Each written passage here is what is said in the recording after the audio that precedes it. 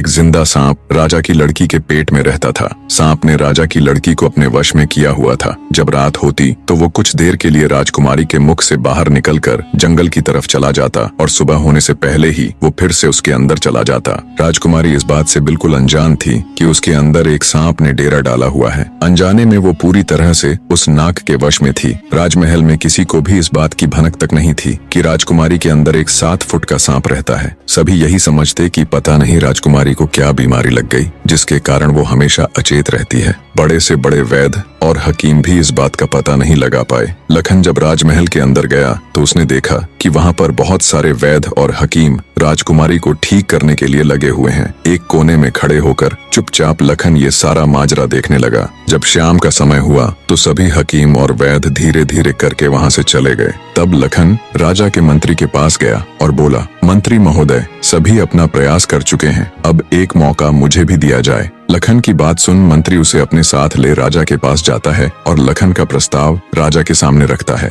बेचारा हर तरफ से निराश हो चुका राजा एक बार अनमने ढंग से लखन की तरफ देखता है, फिर दुखी मन से कहता है, बताओ तुम मेरी बेटी का इलाज किस प्रकार करोगे। लखन राजा को प्रणाम कर बोला, महाराज, मुझे एक रात अपनी बेटी के साथ ठहरने की इजाजत दीजिए, तभी मैं किसी नतीजे पर पहुंच सकूंगा। एक बात और महाराज, मैं बिल्कुल एकांत में राजकुमारी के साथ रहना चाहता हूँ, तभी मैं अच्छे से ध्यान लगाकर राजकुमारी जी की बीमारी का पता लगा पाऊंगा। लखन की आत्मविश्वास भरी बातों से राजा के मन में हल्की सी उम्मीद जागी। उसने लखन को रात में राजकुमारी के साथ एकांत में रुकने की इजाजत दे दी। राजा की इजाजत मिलते ही लखन राजकुमारी के कक्ष में गया और उससे कुछ दूर एकदम चुपचाप बैठकर उसे देखने लगा। जैसे ही रात के 12 बजे का समय हुआ तो अचेत अवस्था में पड़ी हुई राजकुमारी के मुंह से सांप बाहर निकला और महल के परिसर से होता हुआ जंगल की ओर चला गया। ये सब देख लखन दंग रह गया। वो बिना कुछ हरकत किए चुपचाप वहीं बैठा रहा। जब रात का आखिरी पहर खत्म होने को आया तब वो सांप वापस लौटा और राजकुमारी चंद्रकला के मुख से होता हुआ पूरा उसके अंदर समा गया। दम साधे लखन ये सारा माजरा देखता रहा। सारा माजरा देख उसे समझते देर न लगी